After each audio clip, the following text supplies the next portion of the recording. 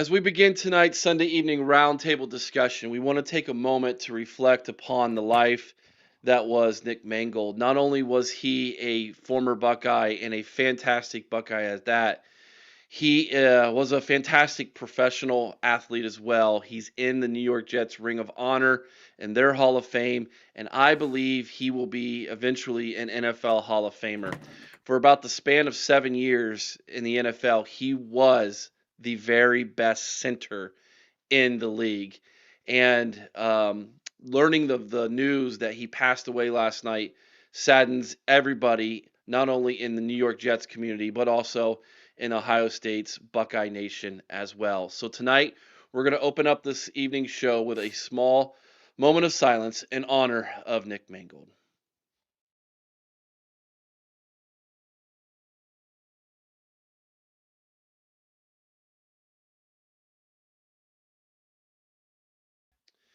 Thanks, everybody. Appreciate that. We are joined tonight by our special guest, Book and Bart.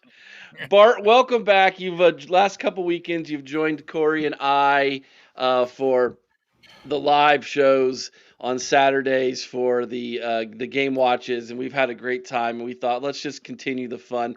Bring you on this evening as well. Tell everybody a little bit about yourself, Bart. Well, I am a longtime Buckeye fan. I'm actually an engineer. I'm actually a county engineer in Morrow County. I own a shirt company. I'm kind of helping Eric do his hats and shirts and help him launch that stuff. But just a lifelong sports fan, basketball coach. If you look at me, I don't look nothing like a basketball coach, but I'm a girls' basketball coach. So. Um, but no, I love Buckeye Nation, and I've met you, and I think you're doing a wonderful job here, and you got great people working for you. Thank you, buddy. Joining us this evening, that's the doctor below me, Corey. And to my left, your right, that's the wild man himself, Chris Wilds. Good to have all of us, all of you with us tonight as well as we dive into some interesting discussion. Good to have all of you with us as well this evening, all of you in the chat. Do us a big favor if you don't mind. Smash that like button if you haven't already. Share the show if you're on Twitter and this is live on our Twitter account. Go ahead, go over to our Twitter page and go ahead and share the show to your Twitter account. Let's try to get as many people as we can in here this evening, get these numbers up. We had a really nice number last Sunday night. We'd love to see that number again this evening. Before we jump into the topics tonight, I want to give you all the opportunity to say what you like about Nick Mangold as we reflect on his life, his career. Chris, I'm going to start with you. We'll go clockwise tonight. If you like to, if you don't, that's fine too. But Chris, do you have any thoughts on Mr. Mangold? Just he was such an outstanding player, but also an outstanding person. And a lot of people forget he wasn't the highest recruited guy coming out of high school. He was one of those 3 stars that turned himself into a 5-star guy. Obviously a very coachable guy, a very knowledgeable guy, a guy who, had a passion for the game and from all accounts, from what I've heard, had a great passion for life as well. At 41 years old, it's really sad to see someone that special go, especially that young. Yeah. Thank you, Chris. Bart? Yeah, just watching him grow up in front of our eyes, and from a small town, and how much different that would be coming from a small town to Columbus, and then actually performing under the big stage. But you could really show a true self worth of somebody as when you eventually gone. People talk about him. They have great things to say about him. And just what Rex Ryan did today, he impacted a lot of people's lives. And that, if I could do half of that, that would be great. And I was also jealous of his beard and his hair. So, Corey? Well, I didn't know him, obviously. Everybody has great things to say about him.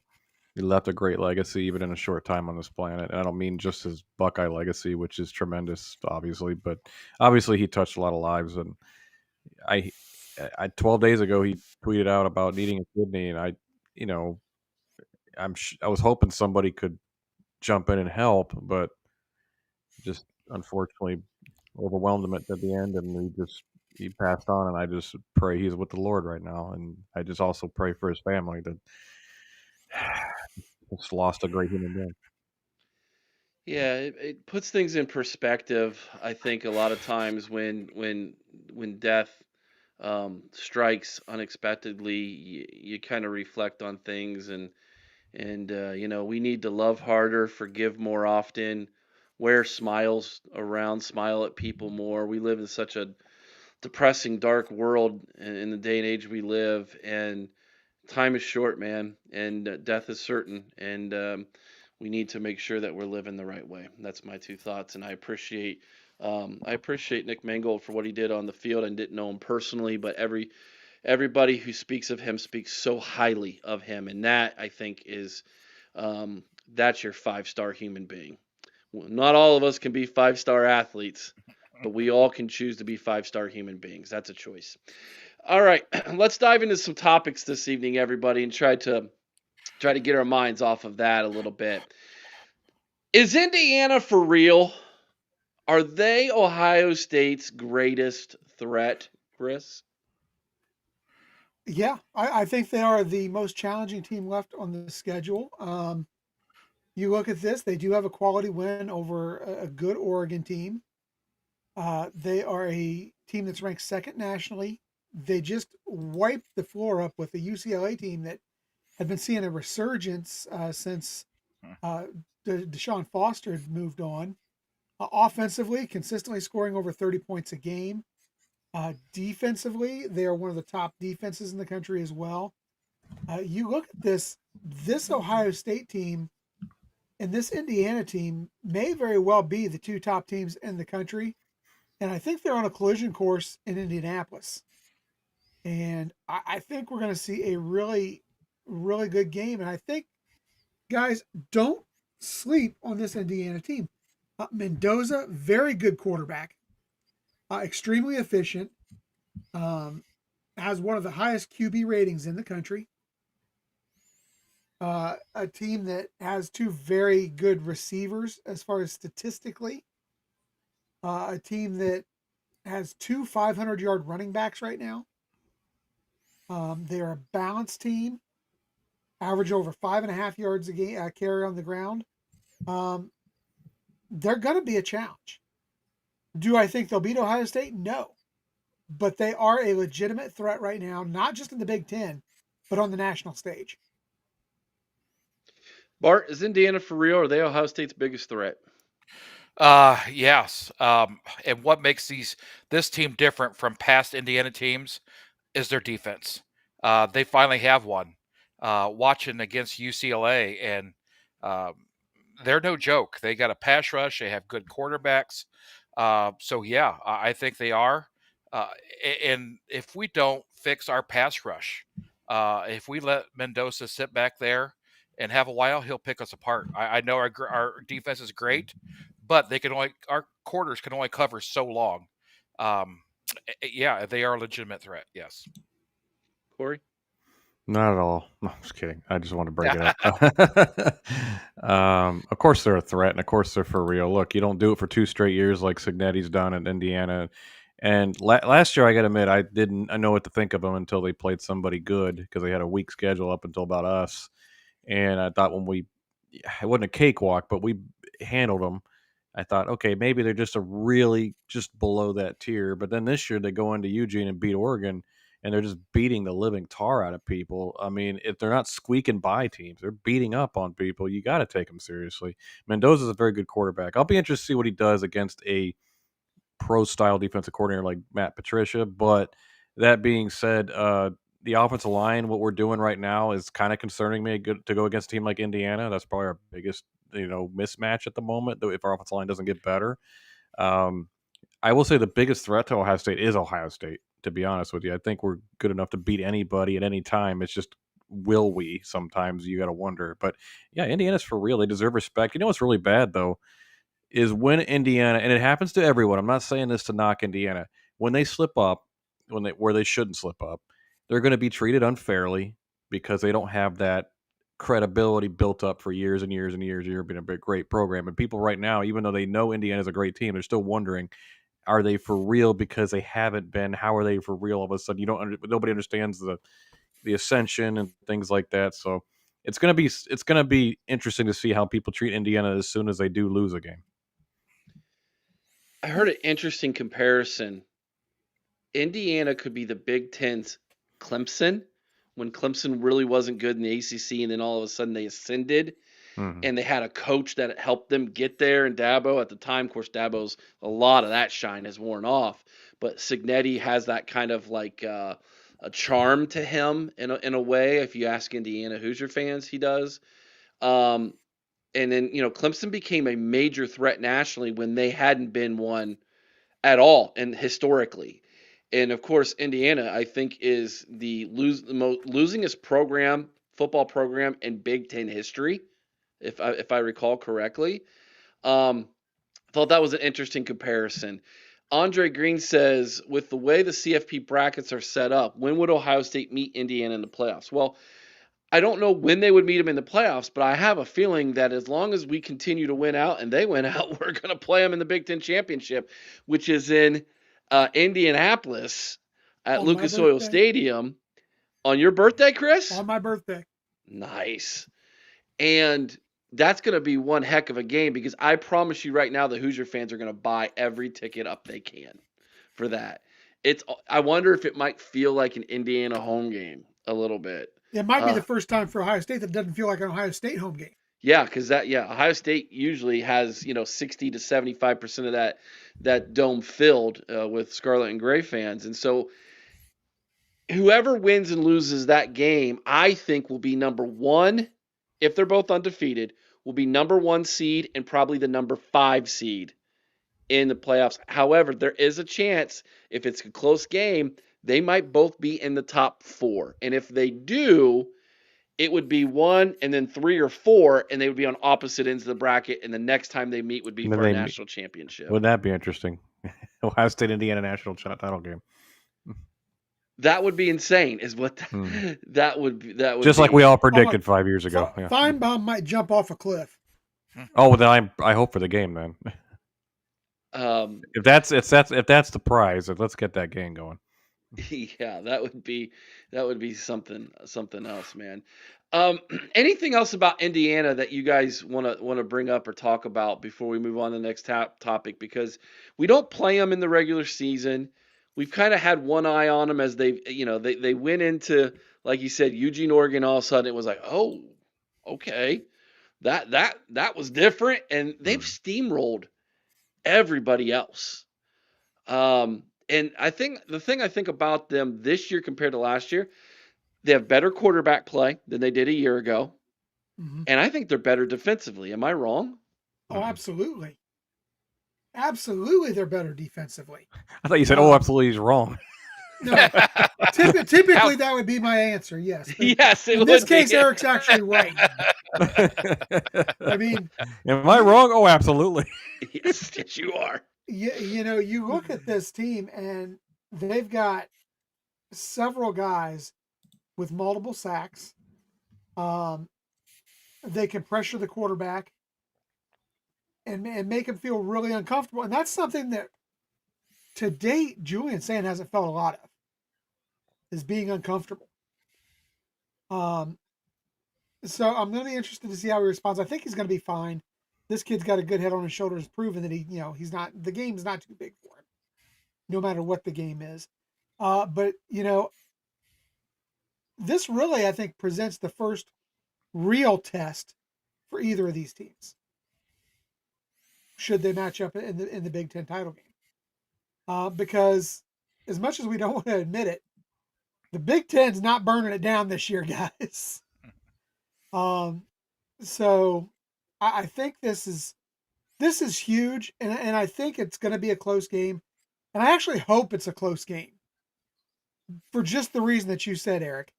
I would love to see both these teams get top 4 seeds. I don't think Oregon, first of all, is that great of a team. So when you say, hey, their greatest win was Oregon, they played a bad Penn State team the week after they lost, and we can see what Oregon's been doing against Wisconsin yesterday. But the teams that they should win, they are destroying. I just, it's going to be hard to see if they get in a close game if they fold. And portal, if you like it or not, the portal has created Indiana. Indiana's not competing with anybody on their recruiting efforts who wants to go to Indiana.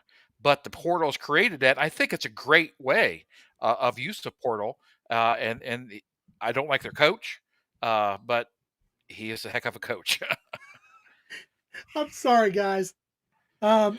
This is from, and I don't know if you saw this yet, from Penn State Sports Talk. Big Ten has been disappointing as a whole. Too many overhyped teams like USC and Nebraska. He's trolling. I feel like He's maybe totally trolling. he left one off the list. What do you guys think? Yeah, he's trolling. He's trolling. That's good. I love his game. To me, I like this guy because He's got really, a good troll game. He's really funny. He makes me laugh because he's doing it on purpose. I think it's fantastic.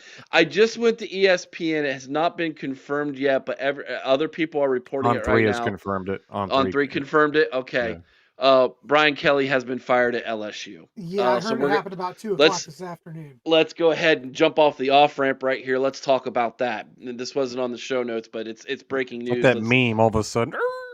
Yeah. Let's do the guy or just people in Columbus, Ohio, who don't know how to drive and get off the freeway on I-71. Either there's way, a lot of them. Yeah.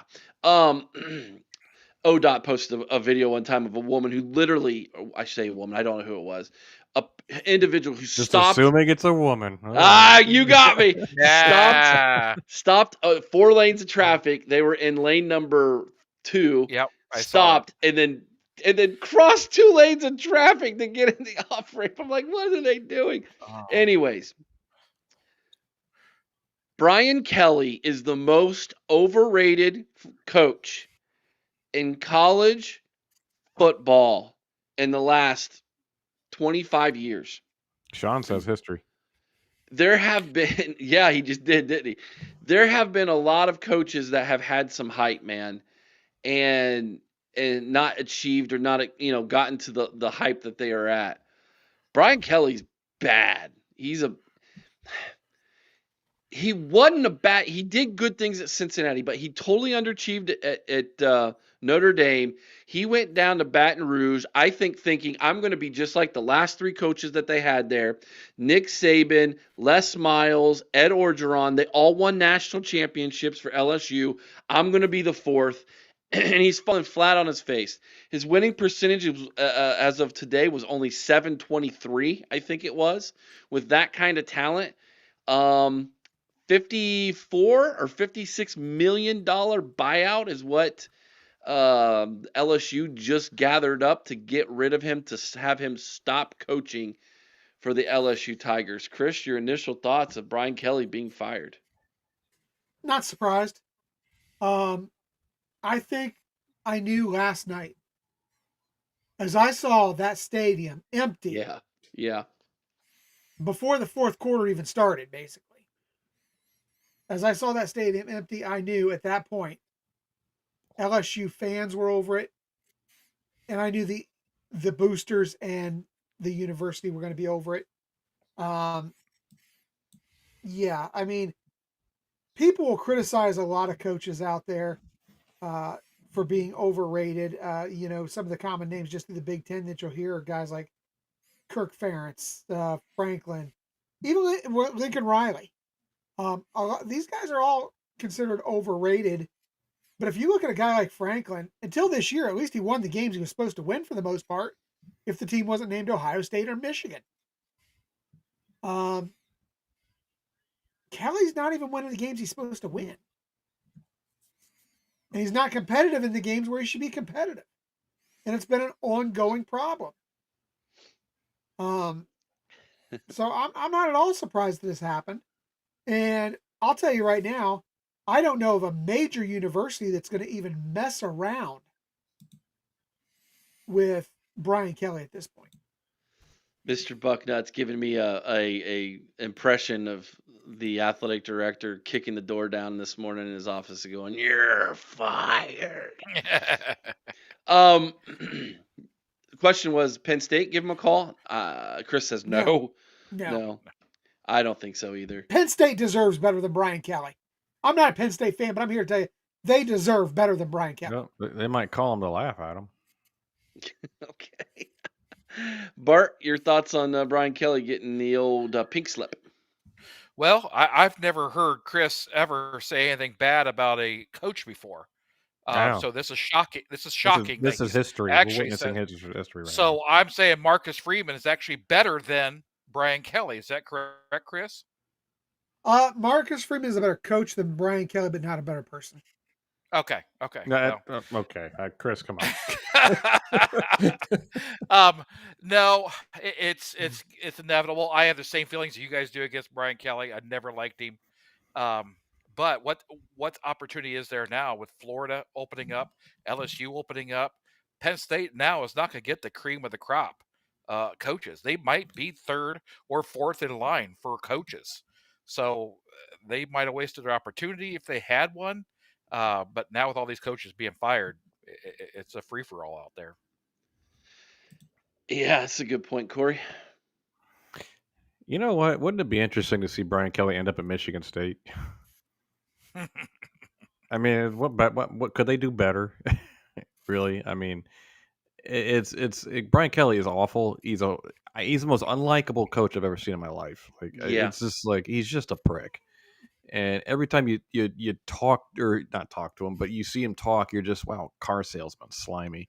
I remember what he did to the Cincinnati kids when he left without even telling them, and they all hated him because it was leading up to that the Gators going against the Gators and the Sugar Bowl, I think it was Tim Tebow's last year with Urban Meyer, and I just remember he left the Cincinnati job for the Notre Dame job in the middle of the night, didn't tell the team nothing, and they were on camera saying, we're going to do this without. Now, of course, they got crushed by the Gators, but they said, we're going to do this in spite of him. Show it wasn't him, it was just us. You know, for them to have that much vitriol towards a coach who left, he did it wrong.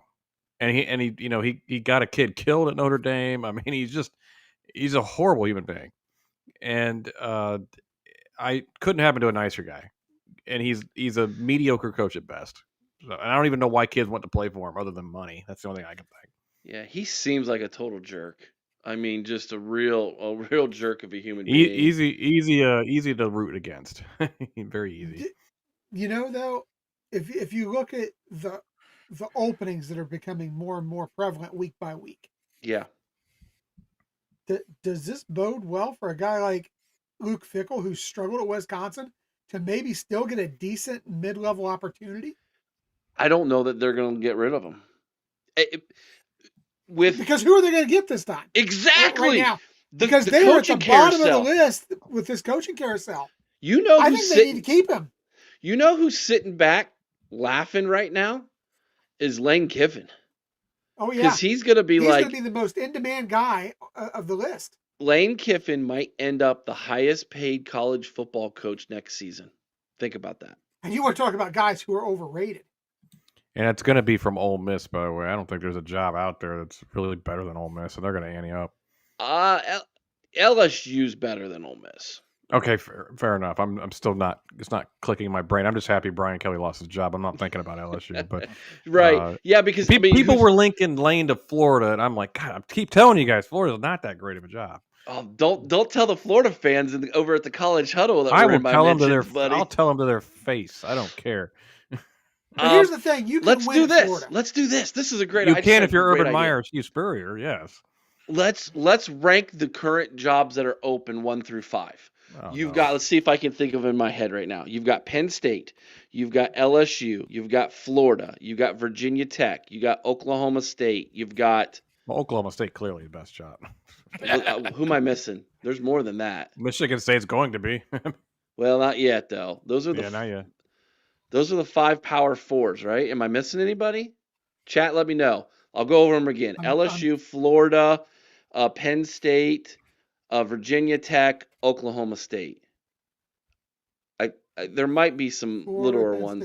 Arkansas. Thank you. UCLA. Thank you, Troy. Oklahoma State. And Nick. I got that. All right, there's Colorado 7 of State. them. Don't forget Colorado State. Big Stanford. We're not talking about Stanford's had an opening for over a year though. Yeah. That guy, the Let's coach. be real. They've had an opening since Harbaugh. Do you guys know the Stanford story, by the way? Kent State. The Stanford story is pretty amazing. Okay, check this out. No one's talking about this. So they bring in Andrew Luck to run the program. Yeah. And he's like, "Look, this process is too late. We're not going to go out there and spend millions of dollars on a coach who we don't necessarily want." He calls up his old position coach from Indianapolis Colts and says, "Can you give me 1 year?" He says, "Sure, I'll coach for you for 1 year while you do your coach's search." And then they had a former player donate $50 million to NIL for them that they have banked, that they will be able to pull from every year, so many millions for NIL from that. It'll never run dry. And so they're starting to build up their NIL, and they've got a head start on everybody on a coach's search. And I've been told that a lot of current NFL coaches, position coaches, have been in communication with Andrew Luck about that job already, and they've just kind of been sitting back collecting data and information. Stanford is actually in a really good place moving forward in the future, but I digress. Kevin Stefanski. Please take Kevin Stefanski. Please. So let's rank them 1 through 5. I think LSU's 1. Does anybody disagree with me on that? Make an argument against another school. Okay. I'm going to say Penn State's 2. That's fair. I think Florida's number 2. Yeah, Just I because kind of agree with just Bart. because kids want to go to Florida, they don't want to go to Pennsylvania. If money and the NIL are the same, let's just assume you're getting Florida kids. You have not been to Gainesville, I take it. Well, here's the thing. Well, horrible. I have not. No. If you're going to go to Money and Florida, you're NIL. going to go to UCF near Orlando. You're going to go to Florida State and Tallahassee. You're going to go to Miami and Miami. Florida's not a great destination. You'd have to really pony up to get some of these kids. But here's the thing. I think Florida is a more talent-rich area than what Pennsylvania is for recruiting. Although Pennsylvania is good, Yeah, I because just feel that Pennsylvania Florida can tap into the DMV, Philadelphia. Like, there's some pretty rich, talented areas that Penn State can tap into. Are, but I feel like Florida's a and talent-rich let's state, face but it, the bigger schools are taking them out of Florida now. there is a SEC bias out there that affects these kids just like it does anybody else. And let's face it, Bart's right. I mean, if you have the choice of going and playing in Pennsylvania or playing in the nice, sunny, warm weather in Florida, which would you do? Yep. Gainesville smells. Well, your hatred of Gainesville aside, Corey. We finally found the thing that Corey absolutely despises. It's the Gators, man. I'm just saying. I will say it till I'm blue in the face. Ironic. We're talking about Penn State as well. 2 coaches have won at Florida. It is not the winning destination people think it is. Dan Mullen couldn't do it. I mean, Jim But they McElwain proved that couldn't you do it. can win at Florida. Yes, it takes So the right fit, but you can win. But you can Florida. win at Penn State too, and they've done it more frequently than Florida recently. I gotta answer this. Olentangy, you're talking about my school district or the school district my wife works in. It's the county I live in, bro. You've probably never been here. You might find one Penn State flag in the entire county flying. It ain't yours, son. You're getting the people who we don't even offer out from Ohio State. So you can call it yours all you want. It ain't yours, son. I promise you. All right. So do we agree if it's either Penn State and or it's Florida and the other one is third? Well, correct? I got outvoted, so you could say Florida, but I mean, I disagree though. Okay. Number 4, I think it's Virginia Tech. Could be UCLA. UCLA's got more recruiting base, but do they have a school that's going to be as passionate for football as Virginia Tech? I don't think so. I I think don't know the Virginia NIL Tech's situation. more. I know Chip Kelly complained about the NIL situation at UCLA, so maybe their donors don't want to donate. I don't know. They had to hire Deshaun Foster for a hot minute, so I gotta say Virginia Tech's probably more appeasing. Even though living in LA versus Virginia, if we're going to go that route, I would say probably better. But that being said, Virginia Tech probably. Well, where is it easier to win at? I mean, if I'd be a coach and I wanted a winning record, Virginia Tech, Virginia Tech. all day long. Yeah, You the know, ACC is easier to handle. It is. If I'm a coach, that's where I want to go at, because if you win there, you have a job for as long as you want. Yeah, Virginia Tech's the answer here. But guys, I'm telling you right now, I think Virginia Tech's probably already got their next coach. From South Carolina? Yep. Beamer? Yep. Little Beamer Ball 2.0? I think so. He had Alabama on the ropes there and let him go last night, though. But that's kind of... We let him off the hook, yeah. They are who we thought they were. What about number 5?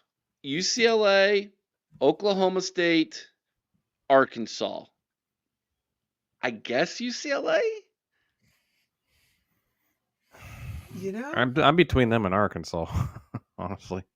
What about, and I'm going to go ahead and use Bart's argument here, Oklahoma State of those three is going to be an easier place to win. It's going to be an easier place to win and establish yourself as opposed to the Big Ten or the SEC.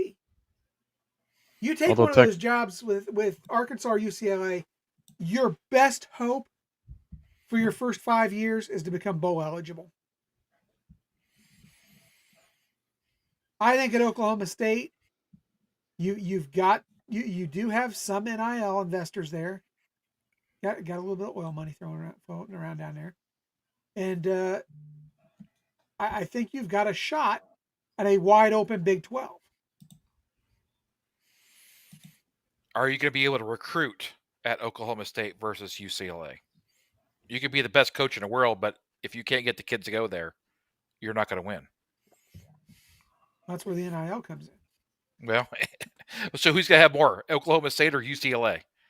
I feel like Oklahoma State has a better chance of maybe the portal, only because that'd be the only way they could build, in my opinion. Worked for Indiana. $2 super chat from Bobby Mac. Oh, sorry. $2. What were they? Brownie bites? The brownie bites, yes. Or the tush push. Yes. A $2 tushy pushy from Bobby Mac. That's what we said we were going to call it. I don't want to know what you guys are pushing each other tushes for. I don't need to know. You don't want to know, but you had to be there last night. Can we all agree that AP is junk and worthless? Yes. All in agreement? Say aye. Aye. All right, done. Nay. I don't know. There is one argument for Oklahoma State, and that is I'm pretty sure that the main donor is loaded there. I forget his name. He pretty much built the stadium. He has a bunch of T. Boone Pickens or something like that. Pickens. Yeah, is he still alive? Is he? I don't know. He passed away in 2019. Also, where did all the estate money go? That's the question. I guarantee you there was a large endowment left to Oklahoma State. As long as you fire Mike Gundy. Sarah's saying, Chris, you need to turn your mic up a little bit. Thank you, honey. We'll get him turned up a little bit. Okay,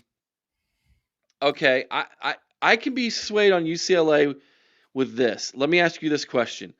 Hypothetically, if Urban Meyer took the UCLA job, do all of a sudden you go, oh, he could turn that around? I think Urban Meyer can turn anybody around. Absolutely. Yep. But I think he can make Oklahoma State a contender. I think go to Colorado State and all of a sudden they're winning 9-10 games. Like, what in the world? That recruiting base in Southern California, he would all of a sudden start out recruiting USC. UCLA kind of becomes the thing in Southern California, and then maybe that could happen. It would take the right person to motivate the right individuals to invest in that program to make it good. So Urban Meyer comes to your college, you got investors lickety split. You will have investors that you can get if you get Urban Meyer. Dare I say, Urban Meyer could command Lane Kiffin money. Oh, So it begs all the clubs be making it rain for Urban. so this begs the question. We're talking about all these openings. Do we have to lock down Brian Hartline?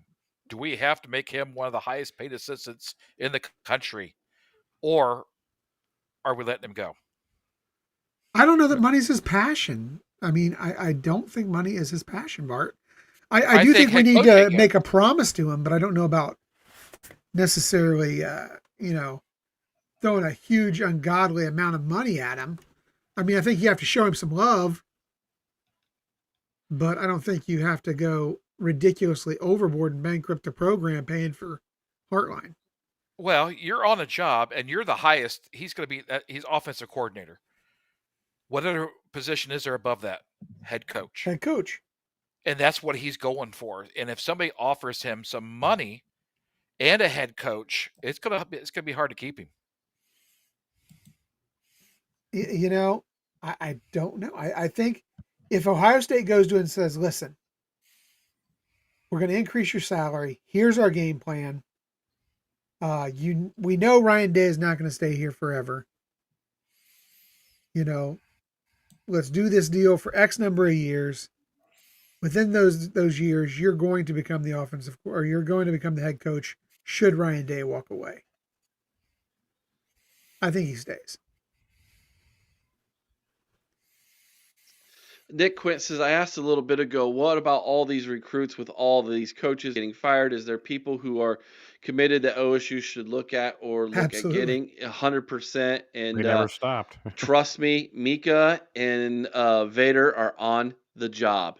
So head on over to our Patreon page. They will be dropping all kinds of information for all of you when it comes to recruiting. In fact, they did today already. So, and Mika's new Patreon podcast will be coming out. She has the greatest name in podcast awesome. history. It is the great. Like when she came up with this name, I was like, Mika, you win. You win. There will never be a greater podcast name in Ohio State history than the one she came up with. Her podcast is named The Illuminati. That is fantastic. Yep.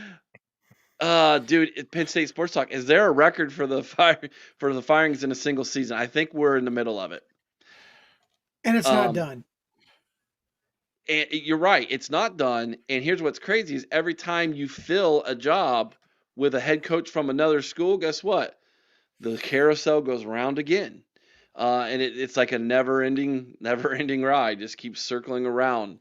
So how lucky are we that Ryan Day's still with us, and he seems to be happy and doing his thing. And you bring up a great question, Bart, in Brian Hartline. I did a video Saturday about this very thing to Penn State. There was a Penn State Facebook channel that made page that made a comment about him coming to over the Happy Valley, and a lot of Ohio State fans took exception to that. But he brings up a very good point, and that is, if he wants to be a head coach, and Ryan Day isn't going to be leaving anytime soon, does he feel like if I'm going to be one, am I ever going to have a better opportunity than that job right there? But the thing is the Ohio State in him, that would be tough. I mean, that's a rival. Here's the other thing, Eric, and this is what I push back with too, is he's not ready. He's not ready to be a head coach. And what you're going to have is if he goes out there and goes to one of these big time programs, it could break him. It could hurt his chances long term. And I don't want to throw Luke's name out there because Luke's had some success because he did it the right way. He went to a smaller school first, but we saw what happened when he moved away from it. Mm-hmm. Yeah, but Luke Fickell right now he's not getting another Power 4 a job right away. Not right away. No one is going to trust him to do that. He has to go back and re-earn that opportunity. So why would you take that risk this early in your career? You know, the only concern I have with this with Brian Hartline is that there's so many openings right now. There's not a just crazy amount of obvious candidates that somebody could really just overpay for Brian Hartline, who I agree with Chris is not ready. He hasn't even shown himself to be some dynamic, amazing play caller yet, some amazing. I mean, other than his fact he is a great receivers coach and he is a great recruiter, there's nothing else to go on about him being ahead of a major program. So right now, but I'm afraid, like I said, with all these openings, somebody's going to say, "Well, we need somebody. We need a name that will put butts in the seats." And Hartline's got enough of a reputation to do that right away. If it'll last or not, who knows? But somebody says, "Let's give him 10, 12 million a year." All right, Bogsy's gonna go get a Swami hat on for all of you. Brian Hartline leaves. You know who the offensive coordinator is next year? Matt Patricia. Chip Kelly. How about Brian Kelly? No. That's not even funny. Chip Kelly will come back because he's not going to have a job at the Oakland Raiders after this year. He is not. No. And he doesn't want to be a head coach. He's made that perfectly clear. If Ryan Day's still there and he doesn't have Brian Hartline now, it'll be Chip Kelly. Chip Kelly will be the one that comes back. Remember, Matt Patricia was an offensive coordinator for the Patriots for a year. He could do both hats. He's calling offense and defense at the same time. I really think he's like one of those memes that just turns on the side. Go ahead, Chris. I'm sorry. I really do think that this could be the year that someone coaxes Urban out of retirement, though. The money's going to be there, but here's the money's the thing about going to be Urban. Huge. Let's call a spade a spade. Shelley Meyer does not want to come out of Florida. She refuses. But she wouldn't have to. Who's it going to be? Florida. You think he'd go back to Gainesville? I could see it being UCLA, or I could see it being Florida. What about Florida State? Could be Florida. Fan base really hates Urban, unfortunately, in Florida, but they could love him again. But they hate losing more, Corey. Yeah, Corey, you're right. But when I made that video and I brought up Urban's name, you would be surprised how many Florida fans were saying, "Bring him home." They've had enough time where they're sick and tired of losing. They'll put it aside for sure. Yeah. You talked about Kiffin as well being overpaid because people are going to really want him. I'll tell you another guy that's looking to cash out here, or could look to cash out here. There's a couple of them. Eli Drinkwitz is definitely one of these guys that's going to be getting big bank thrown at him. Mm-hmm. And also the guy from Vanderbilt. Yeah, for sure. Help me out. I can't remember his name. I can't remember his name, but yeah, he was the defensive coordinator for Brian Kelly at Notre Dame before he went to Vanderbilt. Funny. So was Mike Elko, So a funny little thing was Brian Kelly just got beat by two of his assistants when he was at Notre Dame back-to-back and games. Strength coach. He fired a strength coach at LSU who went to Texas A&M, and they've steamrolled him twice. Great question, Penn State Sports Talk. Let's ask it and answer it, and then we have another question from earlier about what coaches in the NFL are going to come back to, from Donald Hoffer, are going to come back to college. I have a name for you that I'm pretty confident is coming back. Especially now that LSU's open. If Urban goes to Florida, would Buckeye fans be okay with that, Chris? No, but would we? I don't think we would necessarily begrudge Urban too much. He came up here. He did what he was supposed to do. I wouldn't have any ill feelings towards him necessarily. But I would have a serious desire to kick his butt should we face off against him at some point. I think that's when the intensity would kick in. That's when the fire may be fueled, so to speak, is if Ohio State were to have Florida on their schedule at some point. Until then, I think we all wish Urban well and say, hey, do your thing, man. Bart? Well, the question is, do we like Ryan Day better than Urban? Are you glad Urban left?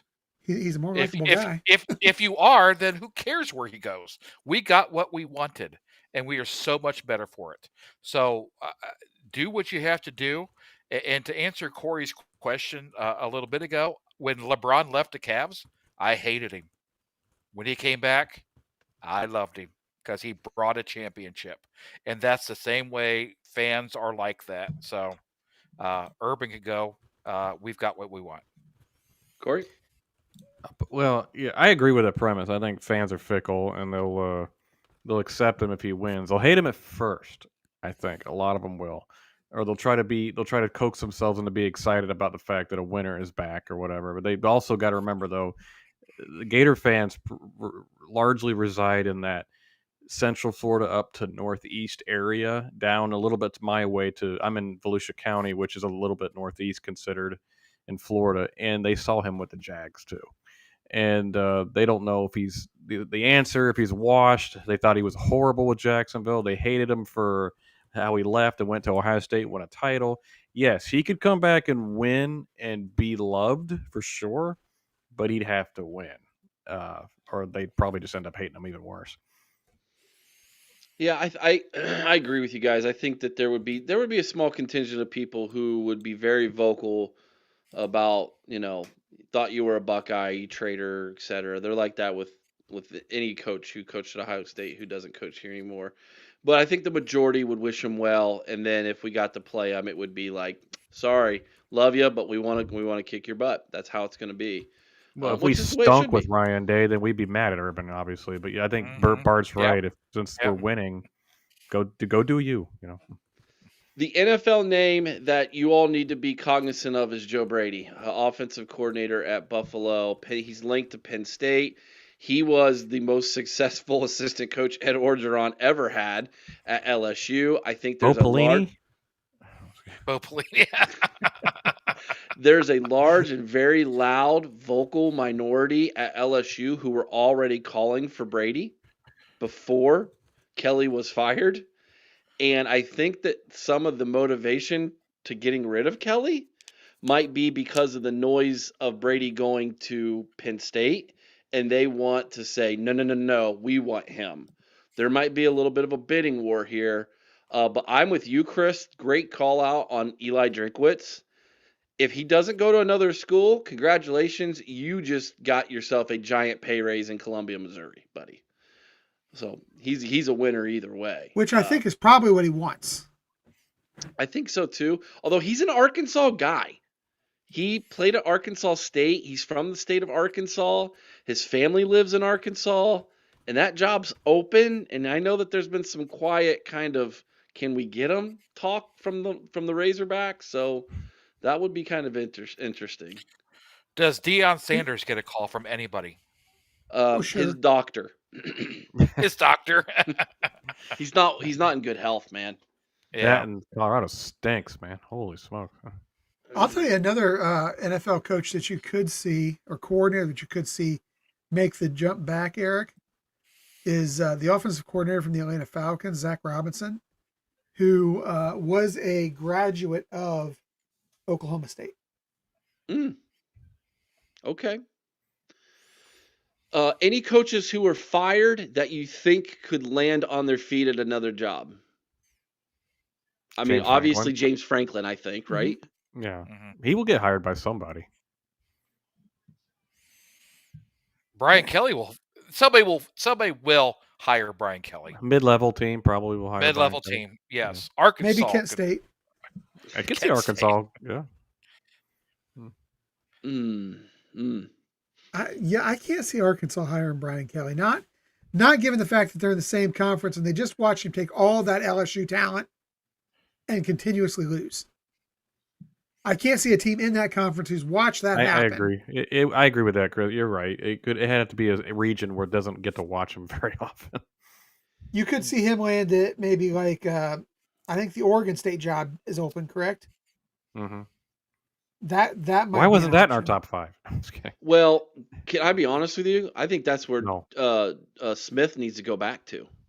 I would agree. They just need to bring him back. He In was that successful case, you there, could- Corey joked about it. If that happens, maybe Kelly to Michigan State isn't a bad thing. all right. If Sark leaves for the NFL, is Texas now become the best job, or is LSU still better? Oh, Texas is better. Texas. The NIL money's huge at Texas. It is, but the advantages are huge at Texas. But man, working for the border region, There it is. I'm with Corey on this one. I wouldn't want to coach there.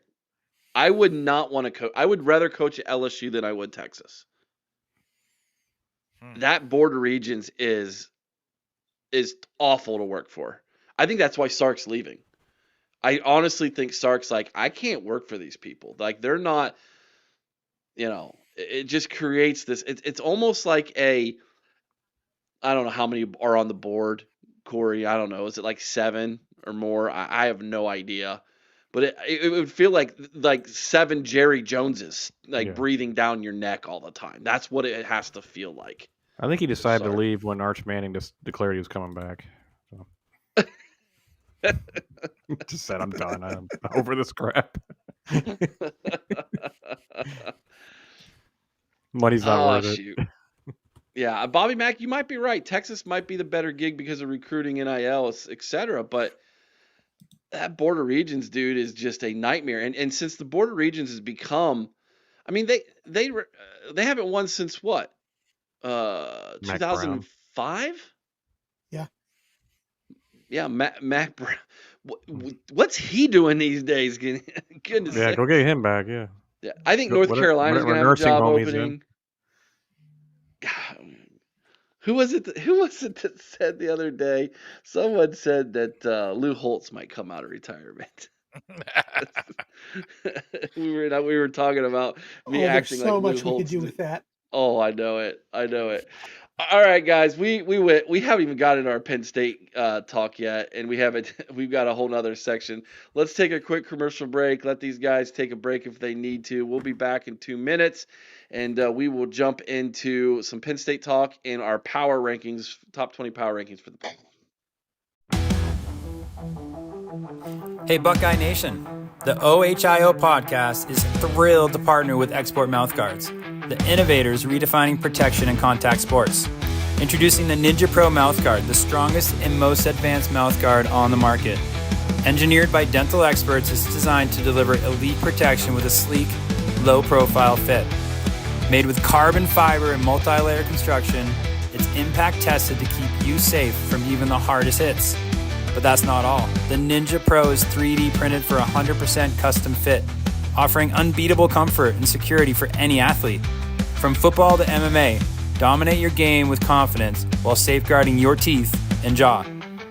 Getting started is easy.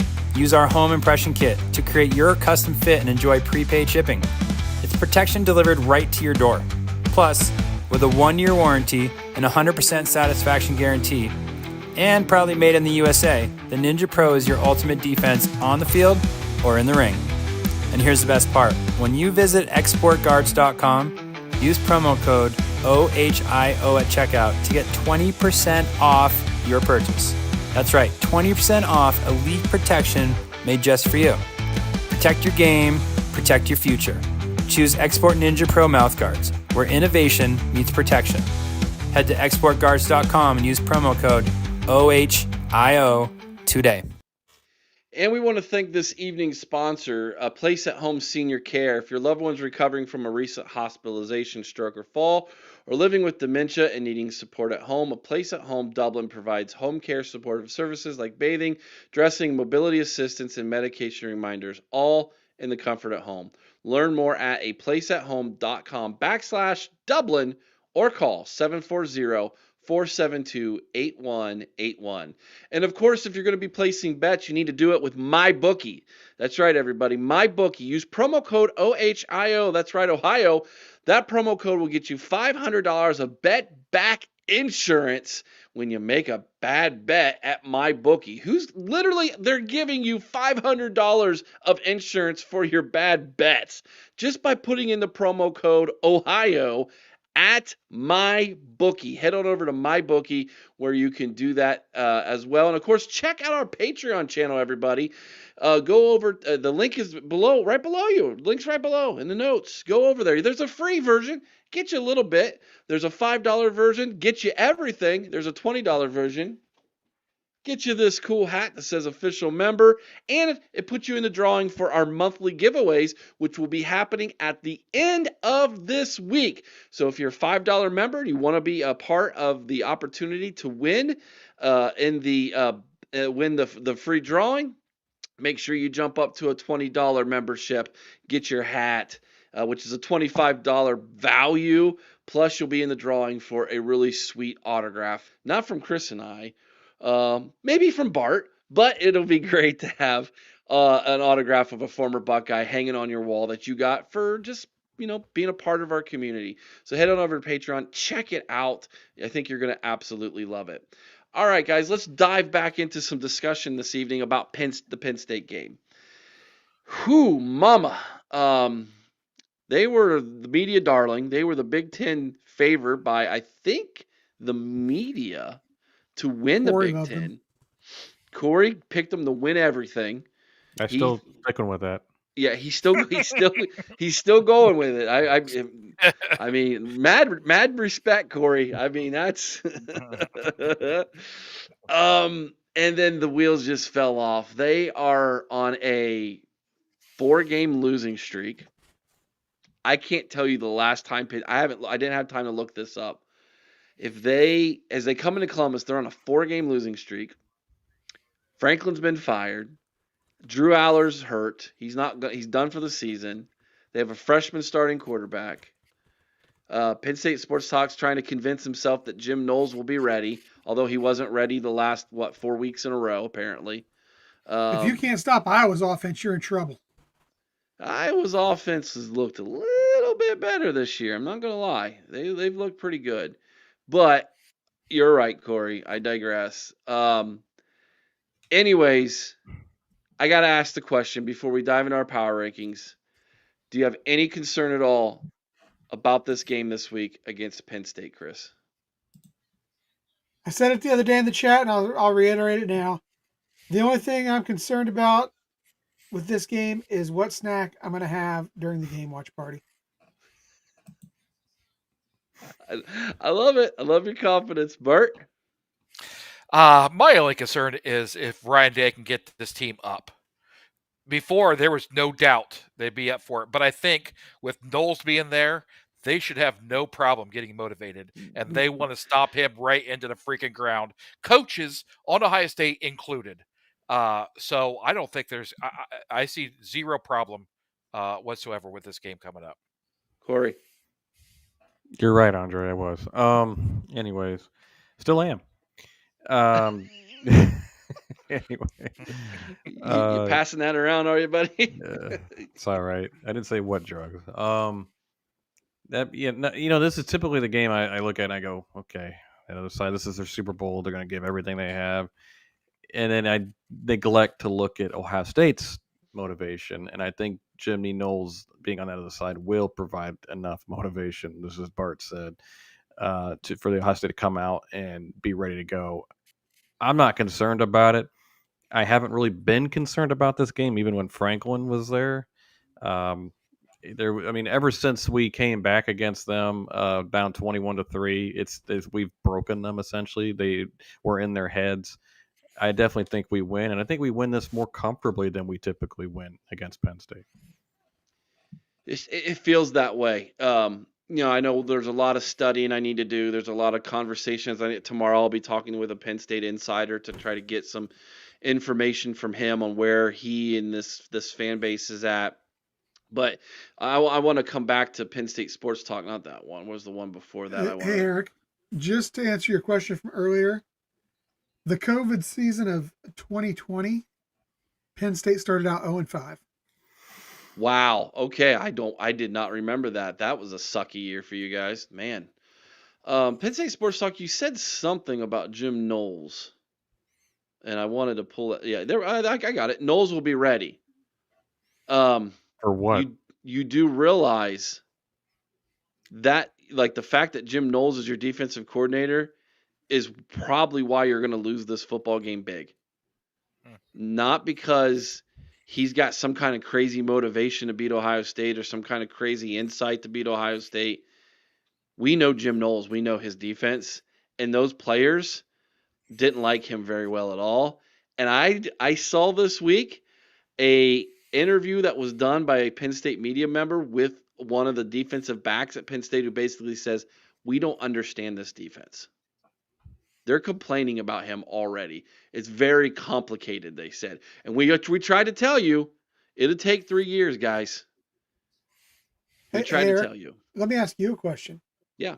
Do you think we see Julian Sand run this week? I don't think you're going to need to. Or do you think we maybe see some packages with Lincoln just because we know the difficulty his defense has stopping a quarterback that can run? That was one of the biggest weaknesses of a Jim Knowles defense was a running quarterback. 100%.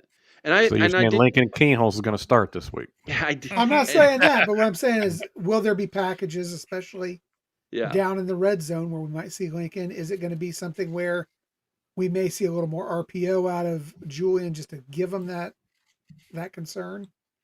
Yeah, and don't pretend like the first 9 out of the last 10 years before JTTT was there that those were somehow even games because Ohio State won all of those too.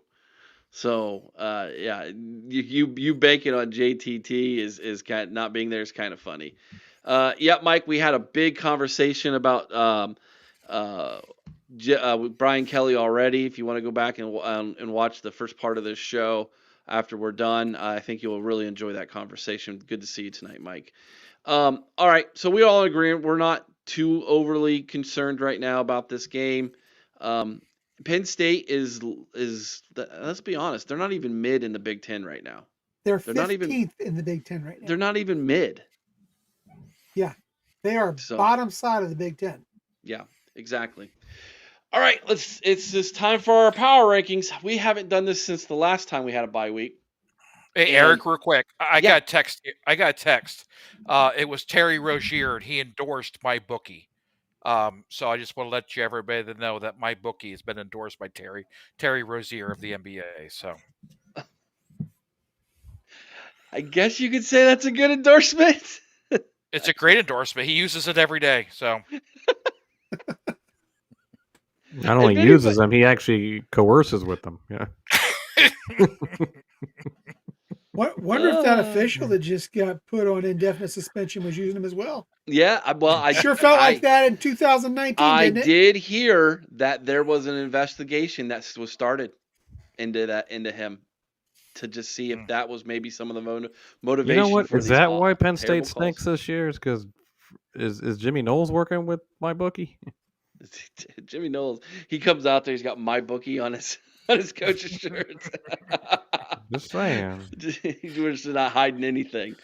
Hey, Eric, real quick, before we go into the rankings, I had a question for you. With all the firings and everything happening, portal is going to go crazy this year. Yep. With the new rules, which I don't think favor Ohio State or better teams. Is that going to pose a problem of trying to get, the best of the best Ohio State? No, and that's a great question. I don't think so. Vader was telling us that Ohio State got their NIL straightened out when it comes to recruiting. They've had their NIL straightened out when it comes to portaling, and they're ahead of the ball game there. And they've already. I shouldn't say this. Sean and TG gave me some information on a really cool nugget. Ohio State is very active. They know they don't use a shotgun in the portal. They're a sniper. They target who they want and they go after them with pinpoint precision. Eric, in this age of violence, I don't really appreciate the phrasing. The analogy. I'm with Corey on this one. They have a super soaker instead of one of the Dollar General squirt guns. Is that better? I'd rather use a tush push rather than Oh, I bet you would, there, buddy. I bet you would. The portal's going to be so crazy this year. We're going to end up with players on Ohio State that even us were like, wait a minute, who's that guy? Wait, what happened here? Oh yeah. When did he get on the team? We're definitely going to have to December is going to be every day. We're going to have videos every day in December because of all this. That's no doubt about it. Probably multiple. Okay, let's get into our power rankings here. So we started by in the preseason ranking who we thought would be the top 20 Ohio State players, 1 to 20. During the first bye week, we revisited it and we saw how the list would change. This is the third time we're going to visit this list. We'll do it at the end of the season to see kind of where everybody fell on the power rankings. So we're going to start at number 20, work our way down to number 1 this time. I'll start, and then Chris, and then Bart, and then Corey, and we'll go through our list, give the player's name. If you want to give a quick explanation, that would be great. I will start with number 20 for me. First time on the list for me, has done a great job coming in, and he seems to be getting more and more snaps at defensive tackle. Tywone Malone Jr. makes the list for me for the first time. He's at number 20. Chris. We're not going down this path again, Eric. Are we? Yeah, I had Taiwan in here as well. You can't question the impact he's had. I think he's actually played at a level as well, if not better, than the 5-star guy we got in there. So, Edric Houston. Yeah. I didn't want to call him out by name, but everybody knew who I was talking about. But okay, yeah. Bart. I'm going to have to go with Will Kazmarek. Just a blocking machine. And he can catch a pass every once in a while, but Julian has had great protection. The running game hasn't. I think that's more of a scheme with the running game. But I'm going with Kazmarek.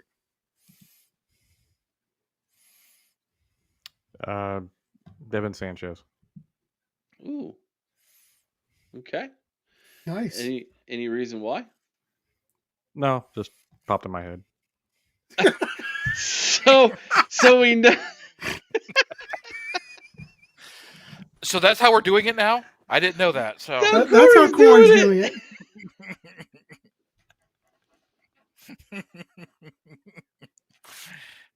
Corey, would you like for us to start at number 1 and work our way down?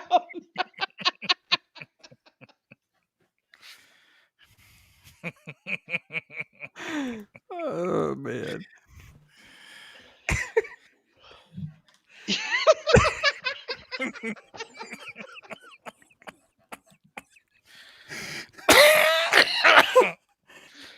I think you've had too many brownie bites. I'll keep you on your toes. You'll never know who I'm going to. Okay. This is wild. This list is going to be something else from Corey. You know what's going to happen is we're going to get in the top 10. He's going to be like, you know what? I forgot about him. Can you adjust, Eric? I almost said Jaden Fielder to see what y'all do. Number 19. Oh my gosh. This is where I went with Will Kazmarek, and I'm going to ditto everything you said, Bart. He is a blocking machine. And it's good to have him back on my list because I don't think I had him on my list last time we did this. So that's who I had at number 19. Chris. Number 19. I've got Max Clare here. Okay. He's actually leading the tight ends in receptions. But at the same time, I had him higher originally. I just can't put him up that high because I would say he's been efficient, but we haven't seen what we expected, I don't think. I've got Philip Daniels. Everything he read in the preseason, he was a beast.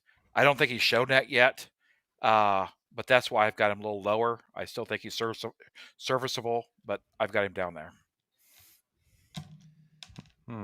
This would be good. He just said, You know what? Isaiah West. Okay. Now he's just messing with us. If you're not going to take us serious, Corey, then you can go. Hey, who was our best running back against Wisconsin? Isaiah West. All right. All right.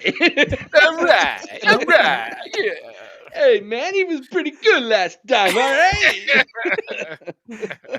Andre, I take full responsibility. Oh, dude, Donald, I live this life, dude. Corey is the kind of kid who did his homework the period right before it was due. Yes, I did that before. I didn't even do my homework before it was due. I just was like, sure, Just teacher doing it called on now. me. All right, I want you all to turn out your homework. And Corey's over going, I need one more minute here. Corey, tell us about the book you read. What? There was a book? Wait, what? I'm going to be following Bart here. I have Philip Daniels at number 18, so I'm one step behind Bart here on the last two guys that he picked. Number 18 for you, Chris. I have Lorenzo Styles Jr. here. I think he could have been. Yes, he's had a few flubs, but for the most part, been very solid. And I think he'd be higher if he wasn't for the fact he'd been injured. Okay. I'm gonna go with C.J. Donaldson here. High hopes.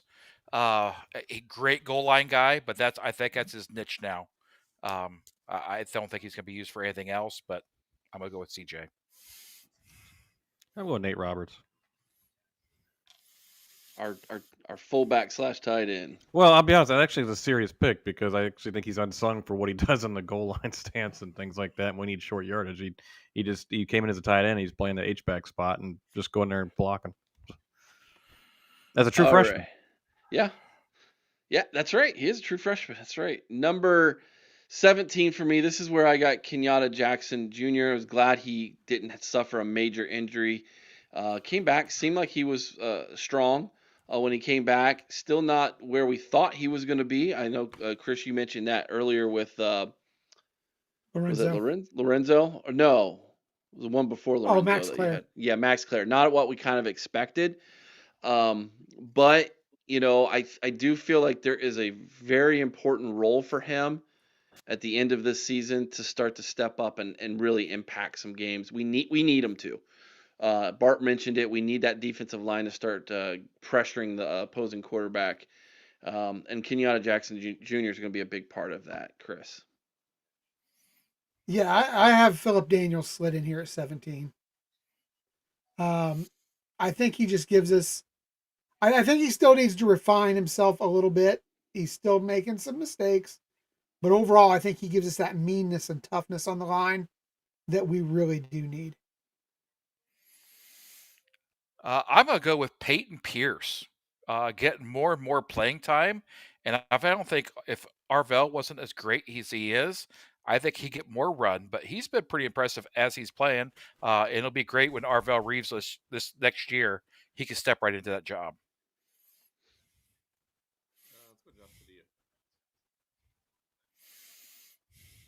Corey? I'm gonna go Josh Padilla.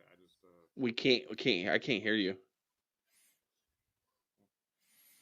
He said, "Give me a minute. I got to look at the roster on ESPN."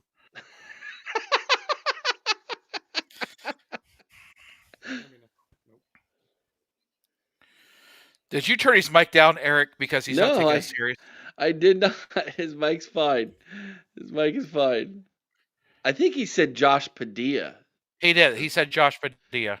Okay, we'll give him some time to work on it. We'll put Josh Padilla in for him. I got thumbs up for Josh Padilla. Yeah, okay. Is that your pick, Corey? Yeah, I think that's what he said. All right, number 16 for me. This is where I've got Max Clare. He's our best pass catching tight end. I think he's third on the team in receptions and yards. And so we're going to need that third option for Julian Sain moving forward. And Max Clare seems to be kind of learning and getting a little bit more comfortable in the offense. So this is where I've got Max Clare. So we're up to 16, correct? That was number 16. Yes. Yes. So this is where I'm not paying attention. This is where I've got Kenyatta Jackson. Okay. Again, I think he's underperformed to expectation, but he's still been really solid. I've got Brandon Ennis here, and he hasn't lived up to expectation yet, especially that fumble on the punt return. But with more and more paying attention to Carnell and Jeremiah, he could get a lot more playing, catches here coming up. Let's go Cornell. No.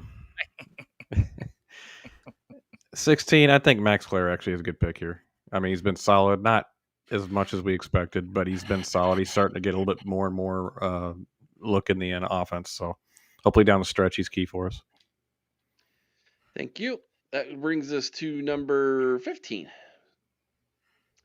I have Bo Jackson here at number 15. He's been our most productive running back thus far this season.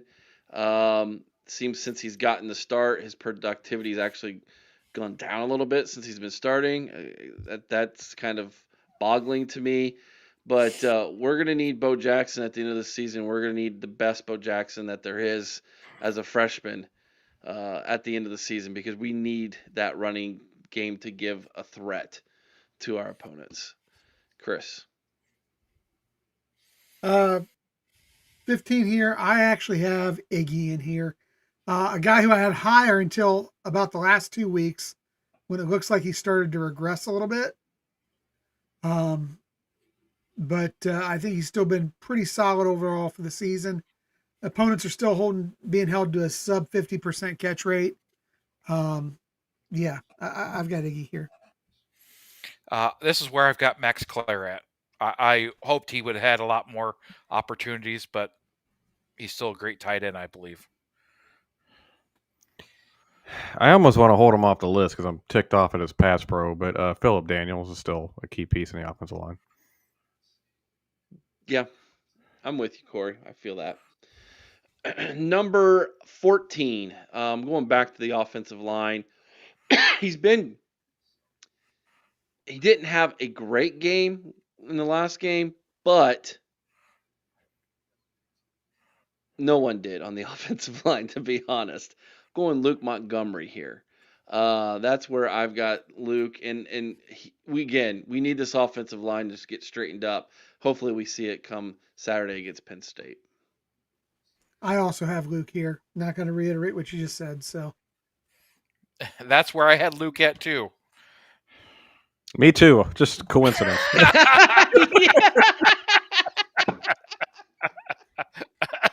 you're the best. I remember last time we did this, you said, I actually did some homework for this, Eric. You showed me the notes, and we get to your first answer, and you're just like, Devin Sanchez.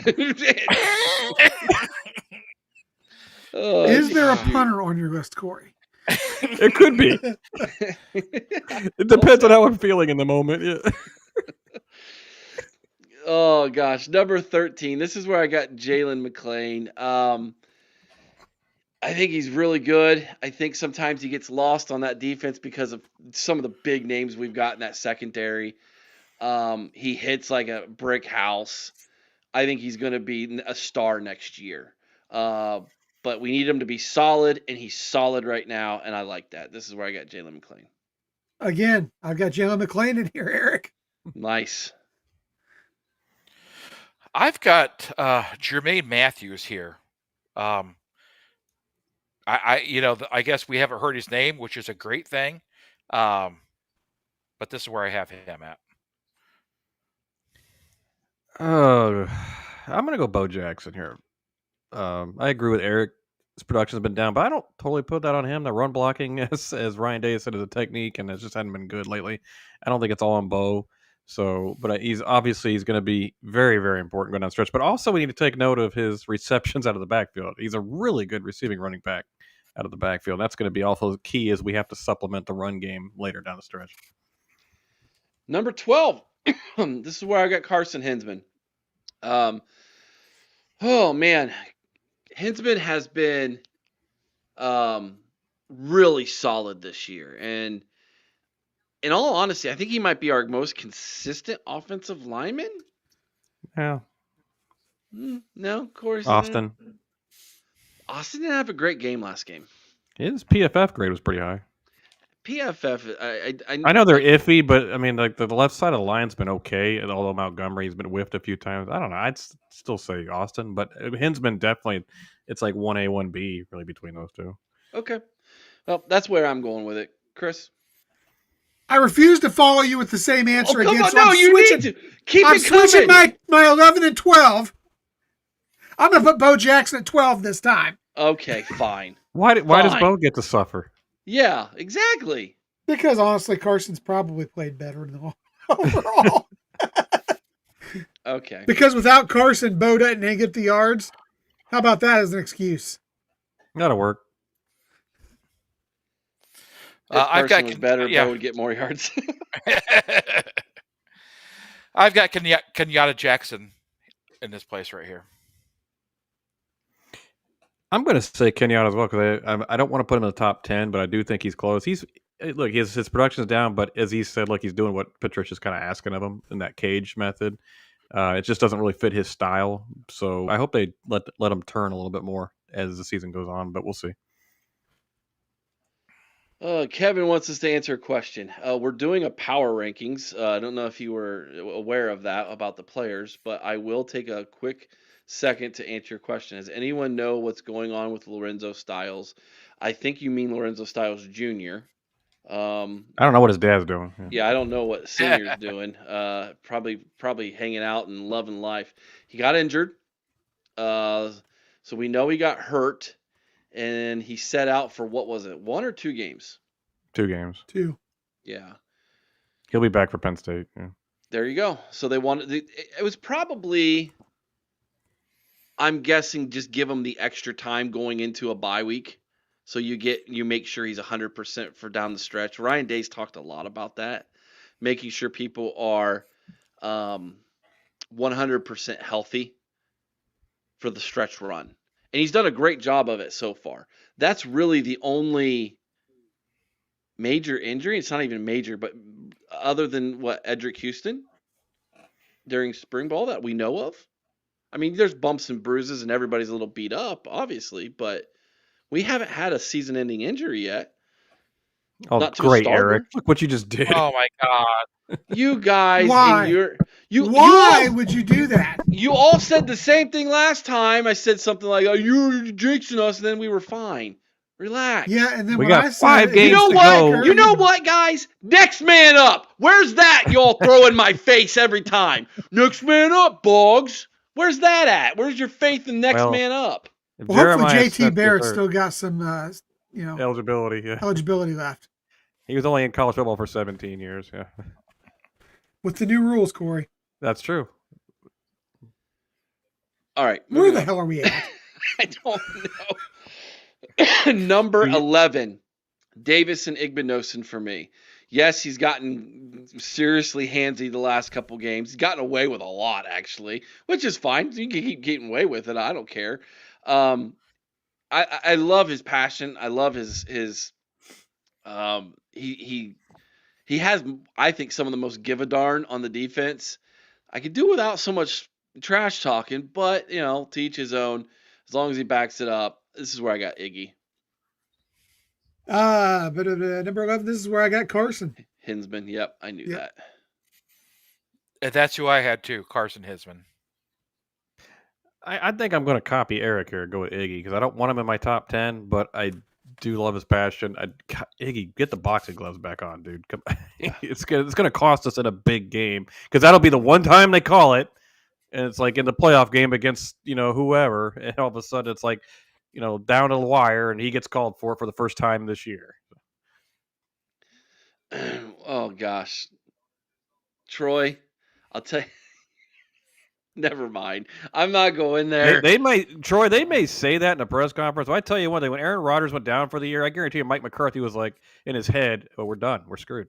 What are we gonna do?" Bryson Shaw, anybody? That's not next man up. If he gets hurt, then it's next man up. Well, he's usually the next man down because he falls. So it's Lincoln Kleinholtz next man up. Yeah, Julian Saint goes down. Yeah, next man up. I mean, in depth chart, I guess you could say yes, but it's the philosophy that fans have when there's an injury of going, excuses, Eric. No, next man up. It's like no. Sometimes the next man sucks. Or that's just reality. Nearly good. There's a reason C.J. Stroud was not allowed to run the ball, and we saw it the following season. Jeremiah Smith gets hurt. I'm knocking on wood here. There isn't no. Oh yeah, just next guy up. It's just one of those sayings. It drives me up a wall because I'm like, there's these little nuances in fan bases that drive me crazy. Like, also, you're not a true fan if you have anything negative to say about the team you root for. Like, what? All right, I'm off my soapbox. Let's get to the top 10. You're right, Troy. You're 100% right. Injuries are part of the game. It might not be the best players on the bench, but it's what we got. Right. But I'm just saying how it's used by the fan base to me is a total cop out for reality is what I'm saying. That's all. Number 10. Here we go. Caden McDonald for me. He's definitely top 10.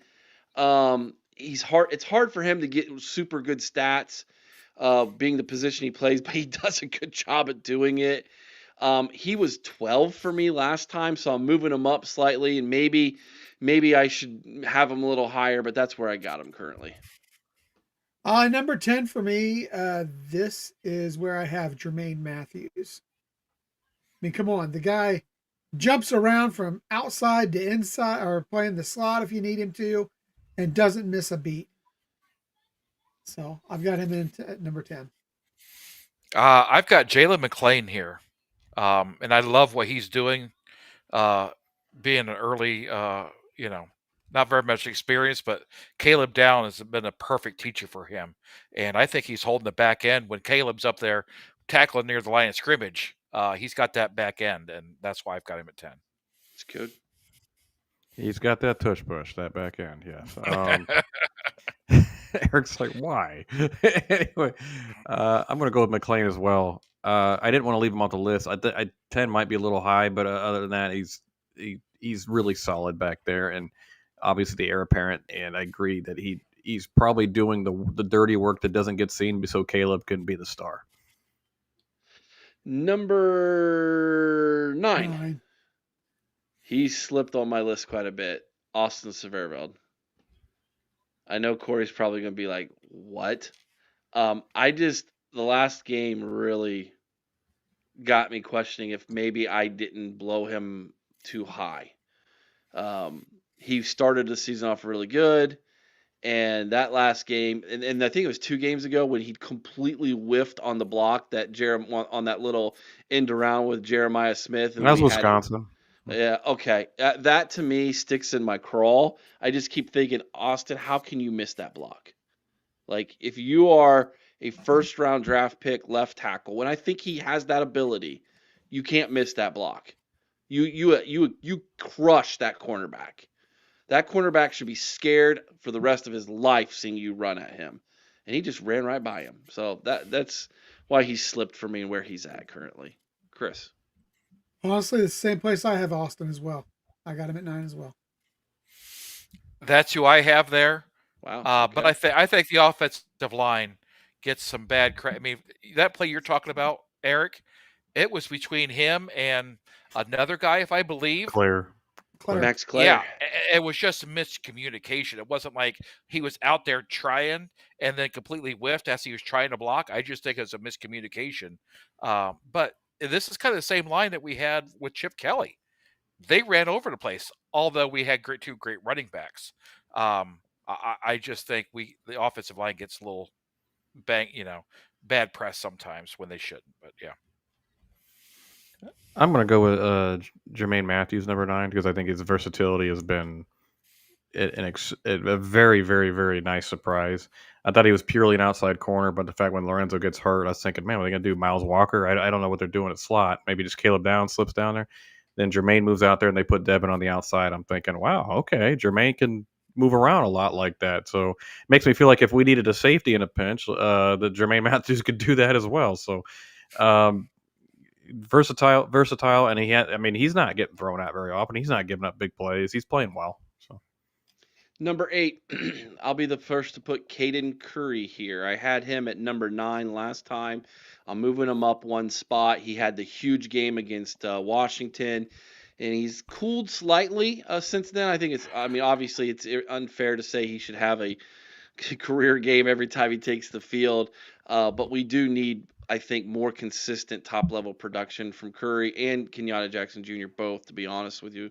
But this is where I got Curry. He's in my top 10, slated at number 8. Number 8 for me, this is where I have Caden McDonald. He's just been a force on that inside. Just dominant whenever he's in there. This is where I have Caden too.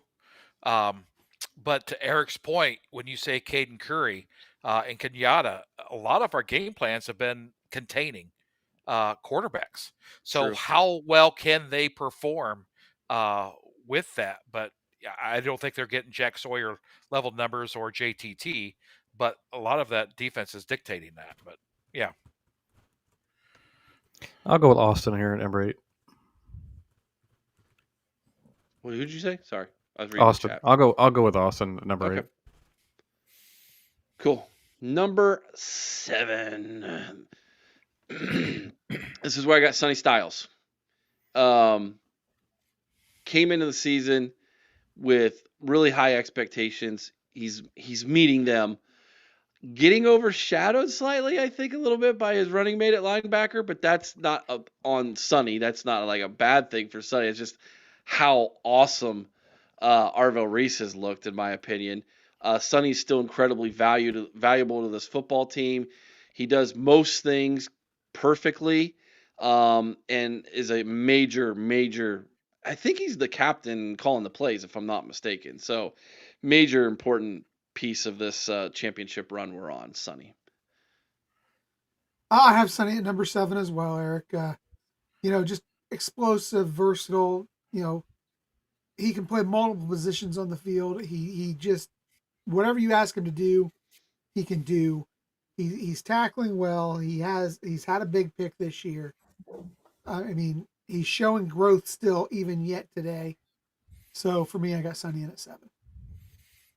I've got Austin here at 7, our best offensive lineman, and he's got to be in the top 10. Didn't you just have Austin two ago at number 9? I don't think I did.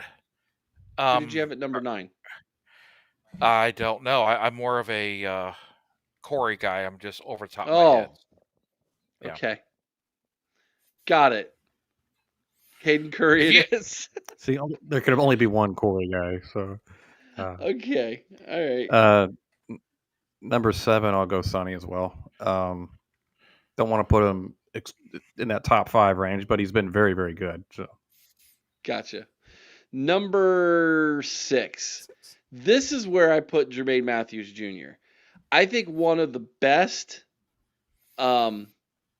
compliments a coach can give a player is you are a Swiss Army knife.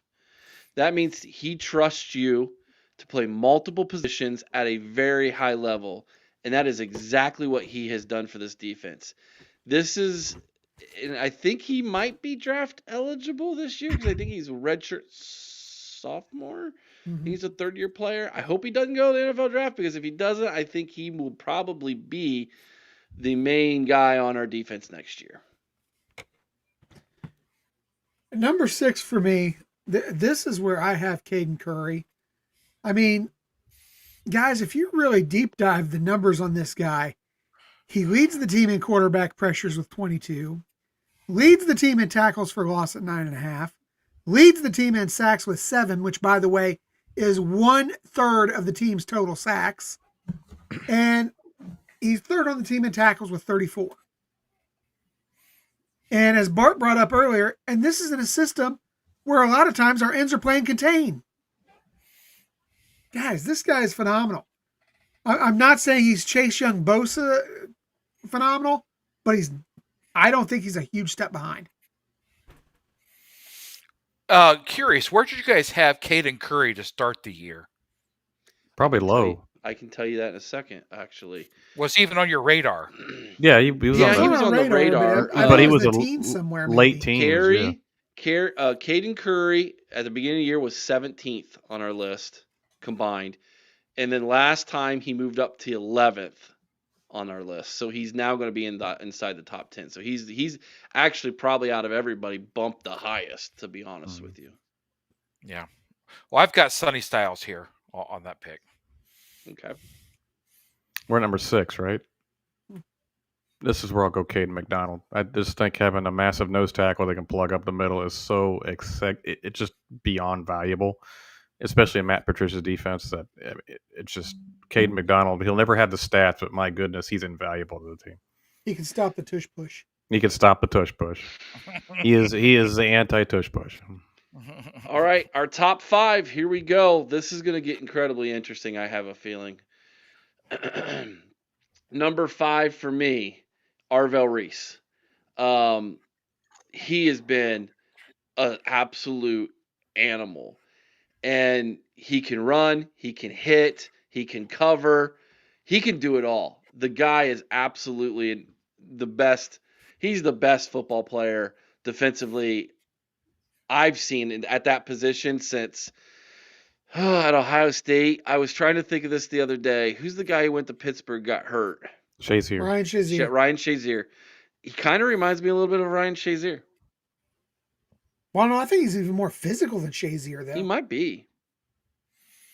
I also have him in here, Eric. I mean, he's the team's leading tackler, absolutely disruptive on blitzes. I can't remember who it is in the chat. Somebody likes to call him the werewolf. That's a good and one. I get it. I really do. The guy is an absolute animal. He's a beast. Couple passes defense, second on the team in sacks at 5.5. Just anytime he's on the field, I feel like the quarterback looks scared, and he should be. Yeah. I've got Arvell here, and you're saying that he could be one of the best linebackers for a long time that we've had. He could go in the top 5 in the NFL draft, and here we have him 5th on just Ohio State's team. How good is this team? If we're talking about Arvell Reese being the 5th best player, not as good as Indiana. So yeah. According to Hoosier fans, yeah. I got Caden Curry at 5. He's been an unbelievable surprise, and he really shot putted out of nowhere because he started off kind of slow. I think the Ohio game he started to show, it was like, oh man, Caden Curry. Then the Washington game was ridiculous, and he's just, I know his numbers aren't like game breaking every week, but he's getting consistent pressure back there as well. He gets behind the line of scrimmage quite a bit, so just a wrecking ball. All right, number 4. This is where I've got our quarterback Julian Sane. I know I probably have him lowest out of all 4 of you guys, or all 3 of you guys. But he's only a redshirt freshman. He's only done it for 7 games. But I'm starting to be a believer like you guys that he is absolutely everything he's been said to be. So I got him here at number 4, and maybe he'll crack the top 3 at the end of the year, maybe even the top 2. But this is where I've got him. I'm about to make a lot of people mad at me, I think. You're gonna put Hey, Jeremiah Chris, I'm going to say the same thing you are. I don't think so.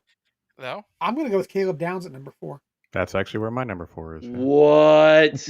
He is the anchor of the nation's best defense. I get that. He is probably the best defensive player in college football. I get that. Versatile, disruptive. His coverage grades are among the best on PFF. But at the same time, if you look statistically, he's not having the greatest statistical season. He's 4th on the team in tackles. Does not have a sack. He does have 1 INT for no yards, by the way. I just feel like statistically he was more of an impact last season than he was this season. This is not a knock so much on Caleb Downs as far as him not performing as it is. It's a lack of performance up to expectation to where I thought. Bart? Well, I've got, and this is so hard, but I've got Jeremiah Smith here. And for those kind of reasons, I know I just think Cardell Tate has made a bigger difference in the wide receiver game, and Jeremiah is getting double teamed. People playing over top all the time, so it's not really his fault. I just think Cardinals is playing better at this point, and not really better. They're 2-1 and 1A, but this is where I got Jeremiah. Corey, you want to tell us why you've got Caleb Downs at number 4? Well, same reason as as Chris. I don't think he's been as impactful as what we kind of thought he would be. Although he is impactful, and I don't want to play anymore because I screwed myself. I got to leave somebody off the list. I'm pissed off. You got Devin Sanchez on there. I think he belongs on the list. I don't know who I would take off, to be honest with you. Maybe Luke Montgomery. We need to do a top 21 so that Corey can get everybody on the list. Okay. Number 3 for me. This is where I've got Jeremiah Smith. He was number 1 for me to start the year. He was number 1 overall on our list combined. He dropped to number 2 on our list. And I think it's just because, not that he's having a sophomore slump. I don't think that's it at all. I just think, given where Julian is in his development and the fact that he's being taught to go to the open man, which he should, Jeremiah's getting double, triple teamed, bracketed, everything else. And there's just other places to put the football more safely. And I think his numbers have hit a little bit. But he's still got good numbers, too. That's what's crazy. That's how good he is. He's number 3 for me. Number 3 for me, this is actually where I have Julian. He's played great this season. He's been awesome.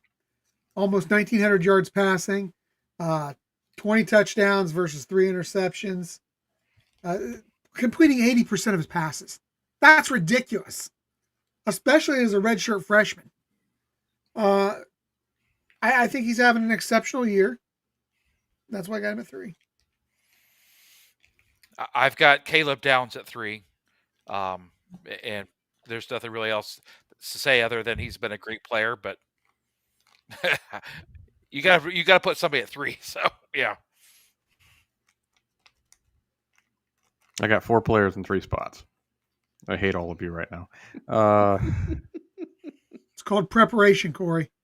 I don't believe in preparation. What about preparation H? I knew someone was going to say that.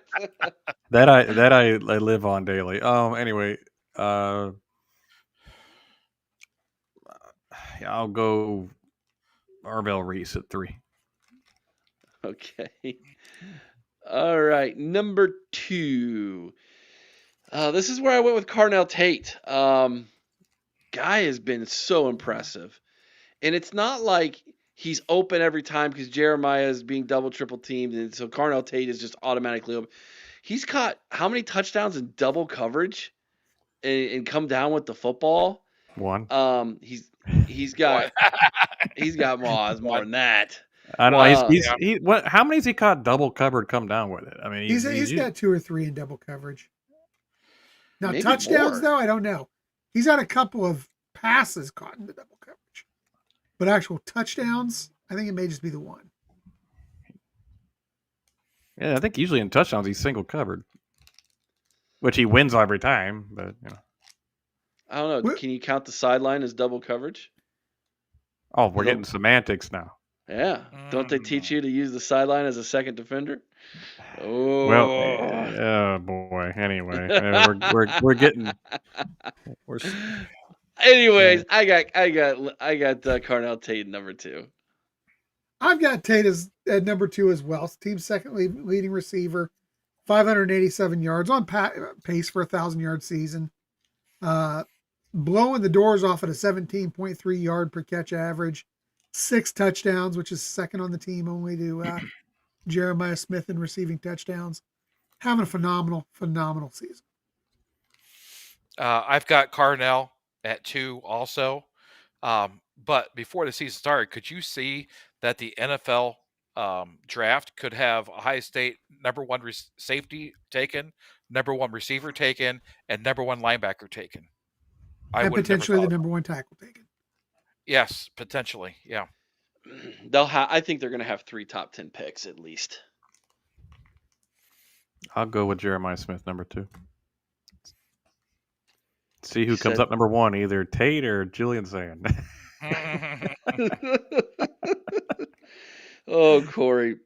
Number one for me is Caleb Downs. That's who I had number one. He's best defender in college football. I don't think it's arguable. For me, I got Jeremiah Smith, number one. He is the most dynamic player in college football. Yes, his numbers aren't where we thought they would be, but a lot of that has to do with the attention he's getting. He's still leading the team in receiving, both in number of receptions, receiving yards, and actually in receiving touchdowns as well. I think Cardinal Tate is a tremendous talent, I don't think he's having the year he's having without Jeremiah Smith on the other side, taking away some of that extra coverage. Well, I'm going to go with Chris's logic and say Julian Sayans my number one, because neither Smith or Tate would have the receptions without somebody putting it right on. If you guys could count in your head how many bad passes where he just missed, can you count in your head? I remember one. That's one really of the interceptions was really bad. That's true. But I'm in the last 3 games he's had one bad pass. And just I think we're seeing greatness right now and a pro-ready quarterback. Now I can't say he's going to play pro next year. I don't think he would, but just on that Cardinal Tate, he avoided the rush, moved to his left, and he put it right where only Cardinal Tate would have it. And then I go back to the one where he was rolling to his right and threw it to Brandon Ennis in the back of the end zone against Wisconsin. How many quarterbacks can out there and do that? But he is widely the expectations is off the charts. I can't believe he's our quarterback. All right, Corey. I'm 1A and 1B. I'm going to allow you to tell me who. Nope. I want one. That's it. No, I'm going to allow you to tell me who's 2 and who's 1, so I can fix your list for you. No, I want 1 because I want the other guy to get this message and get motivated to get better. So to do that, you're going to screw up the power rankings for the whole show. Yeah. Yep. Thanks, Corey. And JJ's going to end up at like 19. Bulletin board material right here. JJ's on the list. It's going to be Tate that's left off because Julian. No way! Come on. No, Isaiah West needed a spot. Devin Sanchez needed a spot. Eric, fix this. I am. Fix this. Don't let him get away with this. I am totally fixing this. I'm already going through and changing all these rankings as we speak. Okay, Corey, you choose. Is it Devin or Isaiah that stays? Or Devin Nate stays. Roberts? Take Nate Roberts off, yeah. That's a good question. I forgot I even put him on. Wait a minute. I think you keep Nate Roberts over Isaiah West. No, Roberts Isaiah has West played consistently. Isaiah might be RB2 games. now, so who knows? But we didn't even have a run game without Isaiah West against Wisconsin, and that was a nail biter of a game. So I mean, anyway, no. Julian Sayans my number 1, no matter what.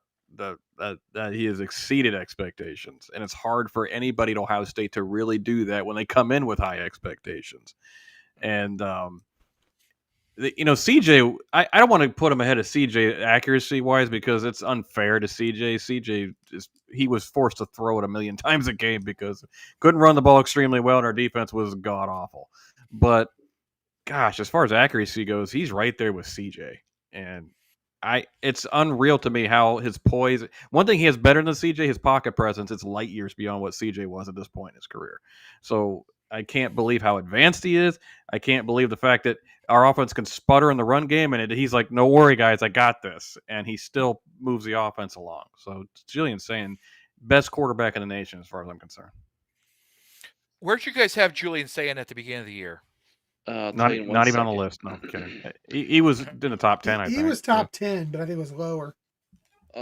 Julian Sane at the beginning of the year was 16th. Ooh, wow. Okay, and then he jumped to 4th. Think about that. Our 16th and 17th guys are now both top 5 guys, probably. Top 10 at least. Top 8. Yeah. That's called development. That's what that's called. No, we don't develop it. We just buy players. Yeah. And where'd you guys have Arvell? Arvell was 12th. Okay. I am currently getting these He's all running the added algorithm. up. I'm getting these all added up here so that we can give you all your answers in live time before we call it a show. I'm up to number 12. I made Eric work more. I'm proud You of did. that. I would have been done, but you had Corey had gave me this list I have no idea how he came up with. I don't have any idea. That was hilarious, dude. That was so good. I'm just like, okay, I know what's going on here. All right, there's 15. 16. Well, though, Eric, at least Corey only added one. Aaron would have probably given you 5 or 6 extra. This is true. I got to give true. Arbel, Jeremiah, Carnell, Tay, Julian, Sayan, all number 1. They just all been. Okay, number 20.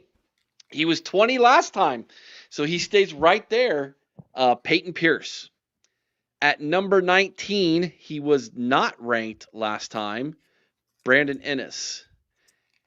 Falling from 15th to 18th this time, Philip Daniels. From not ranked to 17th, Max Clare. At number 16th, falling from 13th the previous time, Bo Jackson. 15th, falling from 10th, Davison Igbinosun. 14th, rising from 18th, Kenyatta Jackson Jr. 13th, rising from 17th, Luke Montgomery. 12th, rising from 14th, Carson Hensman. At 11, falling from 9th, Jalen McClain. At in the top 10 here, at number 10, raising from 12, is Jermaine Matthews Jr. 9 is Austin Severveld. He fell from 5th. 8, staying right at 8 from last time. He doesn't move. Caden McDonald. 7, staying right at 7 again from last time. Sonny Styles. At number 6, why can't I find? There it is. Rising from number 11, Caden Curry. At number 5, falling from number 3 last time, Arvell Reese. At number 4, falling from number 1, Caleb Downs. At number 3, falling from number 2, Jeremiah Smith. At number 2, rising from number 4, Julian Sane. And number 1, rising from number 6, was Carnell Tate. Chris, your thoughts? Carnell Tate's having a great season. I don't begrudge him that. I think number 1 is too high for him. I think there's at least 2 other guys, or at least one other guy that belongs ahead of him. There's an argument for anywhere between 2 and 3. But, I had him at number 2. I can't be mad about it. So, okay. Bart, any thoughts on this list, man? No, just how surprising some of these players are, and to the good. I mean, you have ranked, like, this is our expectations of the year, and now they're in the top 5. It's like some of these guys have been playing really, really well, and our coaches are putting them in the right positions too. So that's. To me, there's 2 reasons why I think we can now go back to back. Whereas, remember, before the season, I didn't think that was possible with all the question marks. 2 reasons. One, Matt Patricia is being way better. And I didn't hate him, but how I felt about him. And 2 is Julian Sand just being a monster at quarterback. I think he's got to be number 1, but he'll get there. It's a good point, Corey. And can I just say too, guys, the guys who dropped, I don't know that it's as much about bad play on their part as it was some of these other guys have just stepped up and been phenomenal. Agreed. I agree. So, it's not like these guys have fallen because they aren't playing well. These guys have fallen because we've got a handful of guys who have absolutely just stepped their game up and are playing at another level. This has been a lot of fun. Bart, thanks for joining us this evening and offering us your expertise. We appreciate that. Last 2 nights have been a lot of fun, buddy. Chopping it up with you. And just Corey, just, you know what, bud? Thanks for winging it with us tonight, buddy. That's what I do. Chris, thank you for always being consistent and doing your homework, my friend. I really appreciate that, Chris. Not a problem whatsoever. We'll be back tomorrow night at 8 o'clock Eastern for our call-in show. Make sure you check that out. We're going to have, I'm sure, a lot of things to talk about with this Penn State game. I'm sure Jim Knowles might be the topic of discussion tomorrow night as well. I don't know, Chris, maybe you and I can do the call-in show together tomorrow. What do you think? Are you free tomorrow night? Yeah, absolutely. Let's do it together. Chris and I will do the call-in show together tomorrow. Maybe we can let everybody know about maybe something new we're going to be doing this upcoming week. So make sure you're back tomorrow night, 8 o'clock, 567-483-1999 is the number tomorrow night if you want to call in. We'll be back. Have a great night, everybody. Be kind to one another. I owe someone's OH. Sing Carmen, Ohio with all your heart. You all know what to do. OH! I-O. I-O. Go Bucks!